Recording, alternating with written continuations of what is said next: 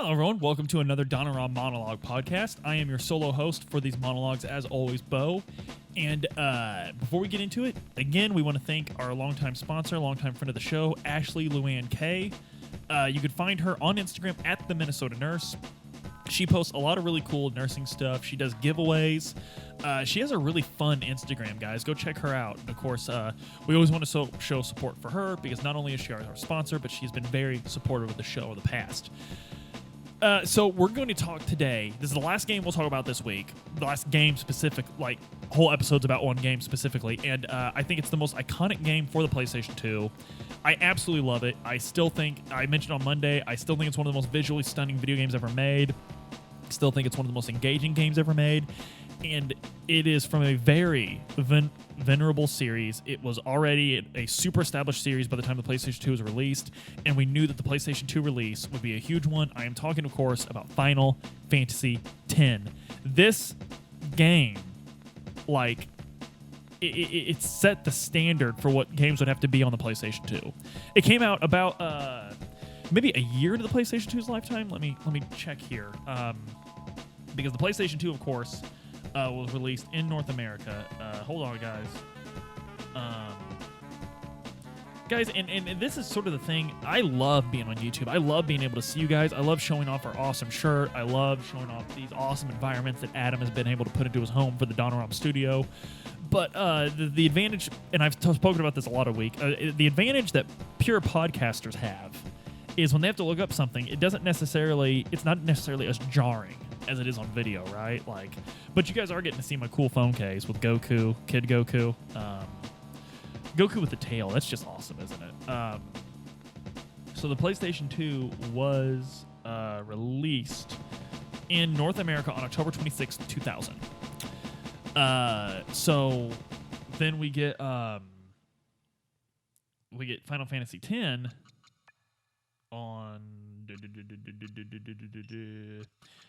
While I'm looking that up, I'll talk to you about something else. So Final Fantasy X was, wow, we were really, really, the hype for this game's unreal. I don't think I've ever seen hype for a game. This game, and of course, Final Fantasy X and Halo 2, both from the 6th generation of video game consoles, about 3 years apart in release. I think these are the two hypest releases I ever experienced in my life. Excuse me, goodness gracious, guys. Final Fantasy X is the 5th best-selling game for the PlayStation 2, coming in at $8.5 million. 8.5 million units sold. It was released on December 17th, 2001, just in time for holidays here in North America. So yeah, it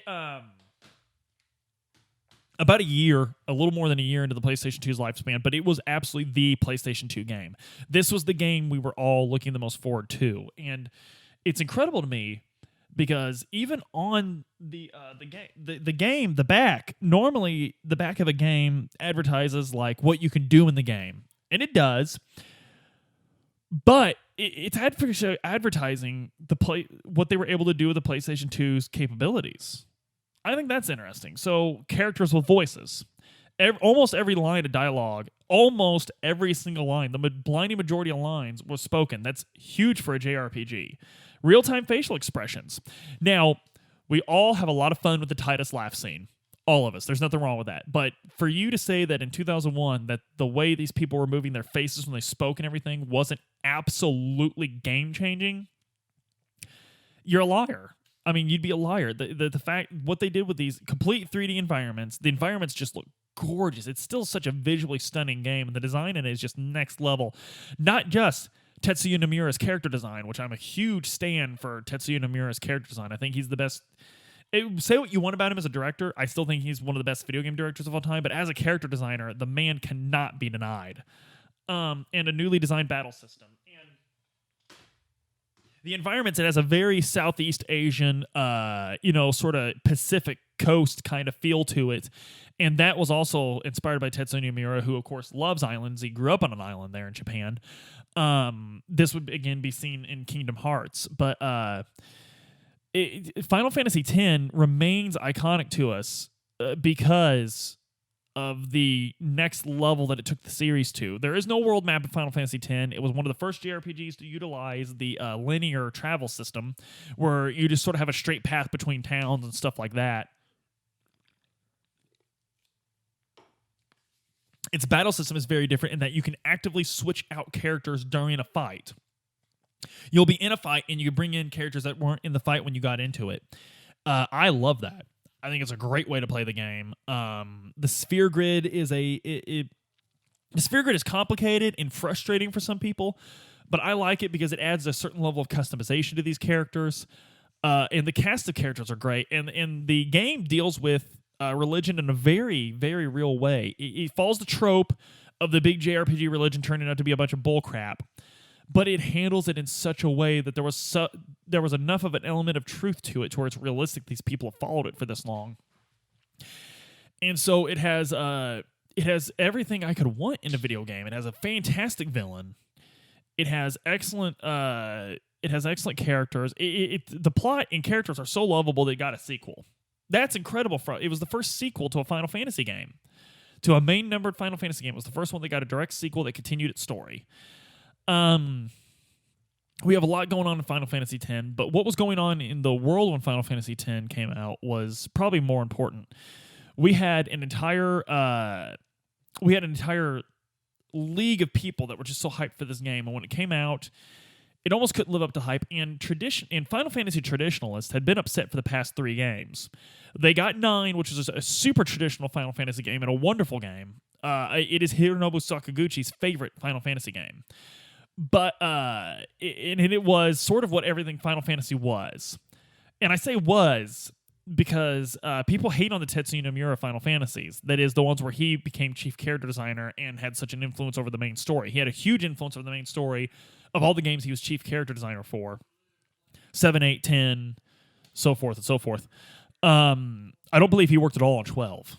Matter of fact, he designed a couple of the races for 11. And then, of course, he came back full force in 13. And these games get a lot of hate because people say they're not really Final Fantasy, right? They're not traditional fantasy, so they're not real Final Fantasy. Final Fantasy's never been traditional fantasy. There's robots and spaceships in the first Final Fantasy game. You know, Final Fantasy always been about change. As much as I've said this before on the show, and it's why I love these 2 different series for 2 different reasons. Final Fantasy, Dragon Quest is about tradition. Final Fantasy is about change. It's about development. It's about growth. And Tetsuya Nomura, to me, symbolizes that growth in a very real, very cool way. And 10 is just the absolute pinnacle of its growth. 10, everything about 13, everything about 15, everything about 11 and 12, and even elements of 14 were really derived chiefly from the radical changes they made in 10. And 10 is just something. I was talking to a good buddy of mine, Nick. Nick is I would love to have him on the show. Actually, he has a lot of really cool opinions on video games because he kind of dropped off on video games after the 6th generation of video game consoles. He incredibly gifted athlete and musician. Actually, Nick, if you're listening, and I think you are. I know you listen to the Sunday podcast. I hope you listen to the monologues. But Nick, if you're listening, we'd actually love to have you on the show to talk about a couple games. Because the games that you did play back in the day, you were extremely knowledgeable of. But he said that the great thing about 10 was it showed us it showed us what the PlayStation 2 was capable of. It was the most PlayStation 2 game of all time, and I have to agree with him. The first game I think of when I think of a PlayStation 2 is Final Fantasy X. That's actually my copy of 10 that we have over here.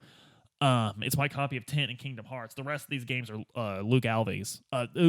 Adam could cut that out. I didn't mean to use a last name. I don't know. Are we against using last names? I don't know. Adam could cut that out. But they're Luke's. The other games are Luke's. But insert a long pause here for Adam to be able to edit. Or maybe not. It'll just be awkward in the final episode. But yeah, these other games are Luke's. The Final Fantasy X and the Kingdom Hearts are mine. And Final Fantasy X was a turning point for Squaresoft. It was still Squaresoft when Final Fantasy X is the last mainline Final Fantasy game that would really... No, 11 was. Scratch that. The Vanilla 11 and maybe the first expansion. But... So it was a turning point for Squaresoft. Hironobu Sakaguchi had stepped down, I believe, by the time this game came out as a vice president of Squaresoft because of the failure of Final Fantasy: The Spirits Within, the movie. And a lot of video game journalists love to drag him through the mud for that. But Mr. Sakaguchi, if you're listening, you dared to follow a dream, and I have always respected you for that. I've always respected you for that, and your legacy is intact as far as the fans I know. I know that's so important to you. You're like, man, I just hope Beau still loves me. I hope Donoram still loves me. But no, Sakaguchi, you're a legend, absolute legend. And I personally, I like The Spirits Within. I bought it. I own it.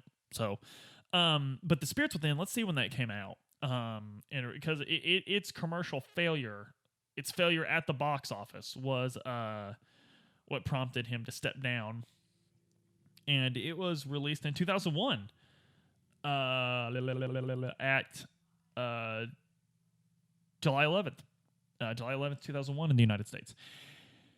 And what's important to me about that is, so it was shortly after that Final Fantasy X was given to us.